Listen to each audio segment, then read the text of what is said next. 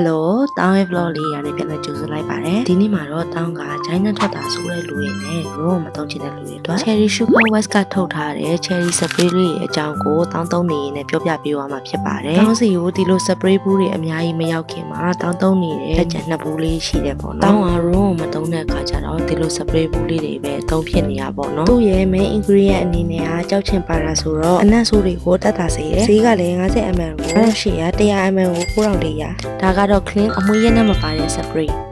ဒီ strong ဆိုတဲ့အနံ့လေးကယောက်ျားမိန်းမကိုကြိုက်မဲ့အနံ့မျိုးလေးအမွှေးအီလေးကိုမှအင်ကြီးမှာပါဆွဲပြီးတော့တနေ့ကုန်ခံနေတာမျိုးပေါ့အရင်ကြိုက်ပါတယ်သူ့အမြဲတမ်းသုံးဖြစ်တယ်ပေါ့နော်နောက်တစ်မျိုးကတော့တောင်းအင်ကြီးနဲ့ဆင်းတဲ့ဒီ smile ဆိုတဲ့ရနံ့နဲ့အမွှေးလေးကကြတော့လုံးဝတင်းတင်းလေးနဲ့အရန်အောင်မှအရင်ကြိုက်ရတဲ့တကယ် fresh ဖြစ်တဲ့အနံ့ပေါ့နော်